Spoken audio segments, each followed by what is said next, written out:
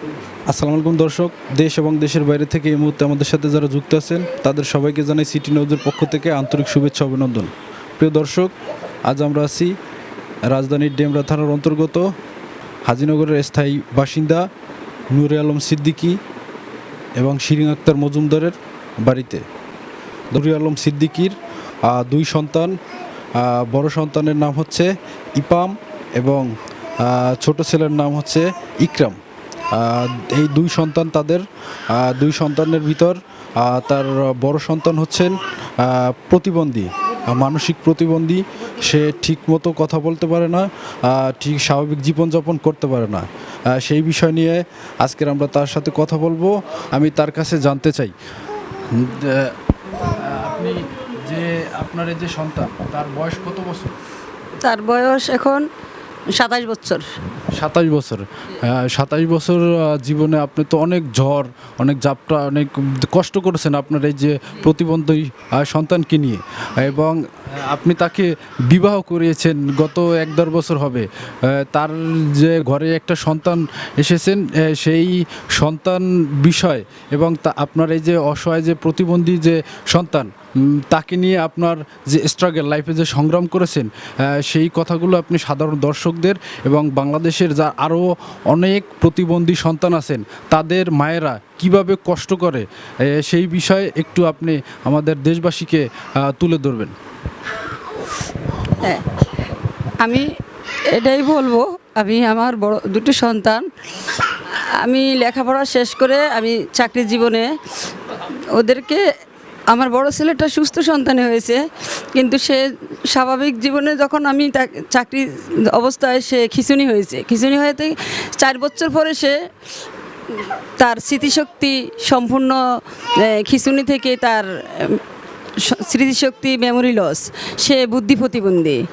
তো তাকে নিয়ে সমাজের সবাই একটু, সবাই সমাজে যারা বড়, যাদের সুস্থ সন্তান, তারা একটু অন্য ভিন্ন চোখে দেখতো। তারা কখনো ভালো চোখে দেখতো না, যে প্রতিবন্ধীরা কখনো এদেরকে এড়িয়ে চলতো। কিন্তু আমার মতো যারা প্রতিবন্ধী মা, তারা বুঝে তার বেদনা। তো আমি জীবনে হেরে যাইনি কখনো। আমি প্রত্যেকটা কাজে আমি সাকসেস। আমি আমার সন্তানকে নিয়ে অনেক যুদ্ধ, অনেক সংগ্রামের বিনিময়ে আমি চেষ্টা করে এতটুকু এগিয়ে আসছি। আমি একটা এতিম মেয়ে এনে আমি ভালো একটা মেয়ে পেয়েছি, বৌমা।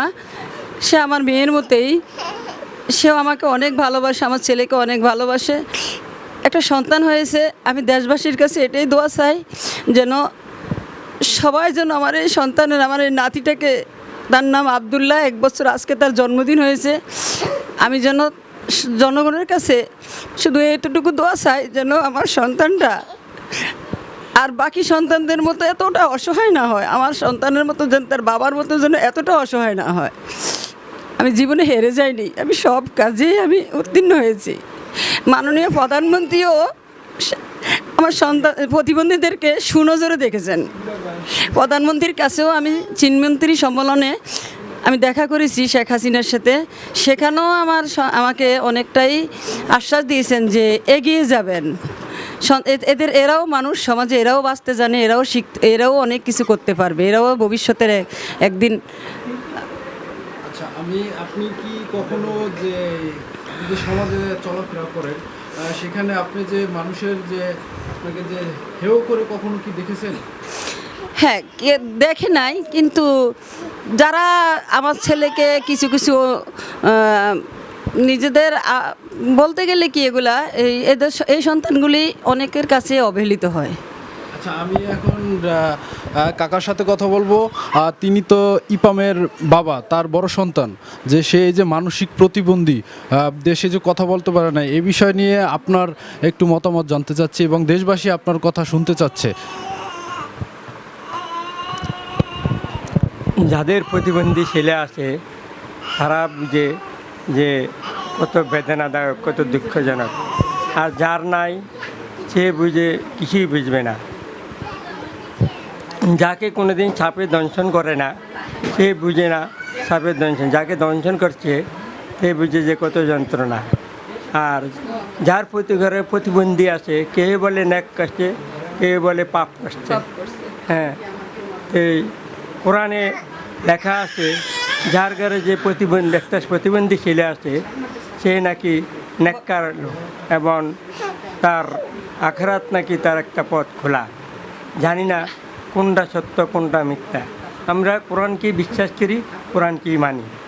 আর আমি সর্বসময় আল্লাহর প্রতি বিশ্বাস রাখছি এবং আল্লাহকে বিশ্বাস করি। আমরা কোনো দিন কোনো কাজে হেরি নাই এবং হেরে যাবও না, কারণ আমাদের প্রতি আল্লাহর অশেষ রহমত আছে। আল্লাহর অনেক কুদরতির খেলা আমার নাতি এই পৃথিবীতে জন্ম নিয়েছে। এটাই আল্লাহর কাছে লাখ লাখ শুকরিয়া আদায় করি।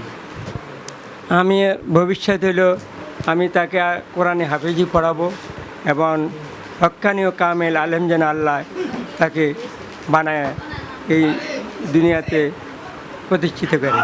এটি আমার সবচেয়ে বড় পাওনা এবং বড় চাওয়া। দর্শক, আমরা এখন কথা বলবো যে ইপাম যে প্রতিবন্ধী, যে মানসিক প্রতিবন্ধী এবং শারীরিক প্রতিবন্ধী, যে তাকে যে বিবাহ করিয়েছেন তার নাম হচ্ছে যে সীমা। খুবই ভালো মেয়ে এবং ভদ্র মেয়ে। তার সাথে আমরা কথা বলবো এবং জানতে চাবো যে সে একজন ভালো এবং স্বাভাবিক মেয়ে। সে যে এই অসহায় এবং প্রতিবন্ধী, মানসিক প্রতিবন্ধী, শারীরিক প্রতিবন্ধী তাকে যে বিবাহ করেছেন, যে কি মনে করে তাকে বিবাহ করছেন। একটা সাধারণ ভালো মেয়ে, সে যতই ছোট হোক এবং গরিব ঘরের হোক না কেন, সে তো কোনোদিনই চাইবে না যে একটা অসহায় এবং প্রতিবন্ধীর কাছে সংসার করতে। তো আমরা তার সাথে জানার চেষ্টা করব তিনি কি এই ছেলেকে বিবাহ করে সন্তুষ্ট কিনা এবং তার ভবিষ্যৎ পরিকল্পনা কি, এবং তাকে আল্লাহ একটা সন্তান দান করেছেন সেই বিষয় নিয়ে আমরা একটু তার সাথে কথা বলবো এবং জানার চেষ্টা করব। সীমা, আপনি একটু আমাদের দেশবাসীকে জানাবেন যে আপনি যে একটি অসহায় প্রতিবন্ধী ছেলেকে বিবাহ করেছেন, ঠিক আছে, এটি আপনি অনেক মহানুভবতার কাজ করেছেন, ঠিক আছে। দেশবাসী আপনার কাছ থেকে জানতে চাচ্ছে যারা এরকম আরও অটিজম আছে, অসহায় এবং প্রতিবন্ধী, শারীরিক প্রতিবন্ধী, মানসিক প্রতিবন্ধী, তাদের উদ্দেশ্য করে আপনি একটা মেসেজ দিবেন যে তারা যেন এই প্রতিবন্ধী অসহায় মানুষকে বিবাহ করে সুখে থাকতে পারে। তাদেরও জীবন আছে। আপনি একটি সাধারণ মানুষ হয়ে আপনি একটা অসহায় মানুষকে, প্রতিবন্ধী মানুষকে বিবাহ করেছেন, আপনার অনুভূতিটা কেমন সেটা একটু আমরা জানতে চাচ্ছি আপনার কাছে।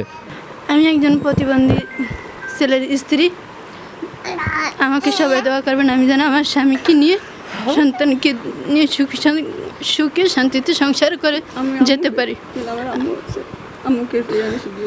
আমি সারা বাংলাদেশের যে সাধারণ মেয়ে আছে যারা ভালো, তারা কি এরকম অসহায় এবং প্রতিবন্ধী আছে যারা, তাদের কি বিবাহ করলে কি ভালো থাকবে, সেই বিষয়টা আপনি একটু স্পষ্ট করবেন জাতির সামনে।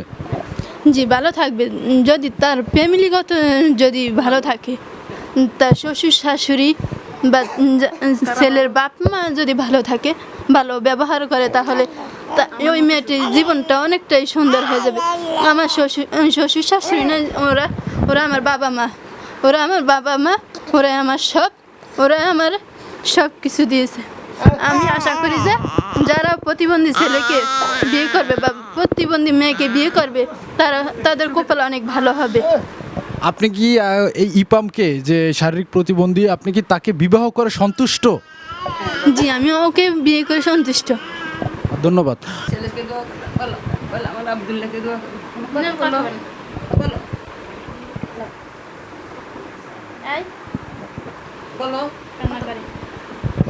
দর্শক, আপনারা ইতিমধ্যে বুঝতে পারছেন যে এই ইপাম সে কথা বলতে পারছে না।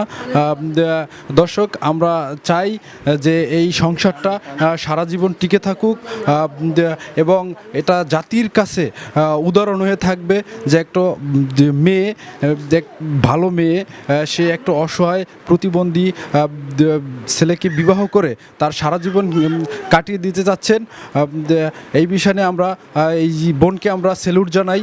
প্রিয় দর্শক, আমরা এই ফ্যামিলিকে দোয়া করব যেন তারা ভবিষ্যতে তাদের ফ্যামিলিটা সুন্দর এবং সুশৃঙ্খলভাবে থাকে, যেমন সংসারটা তাদের টিকে থাকে, সেই প্রত্যাশা ব্যক্ত করে আজকের থেকে বিদায় নিচ্ছি। KM Shakil Ahmed Shamim, city news, Dhaka.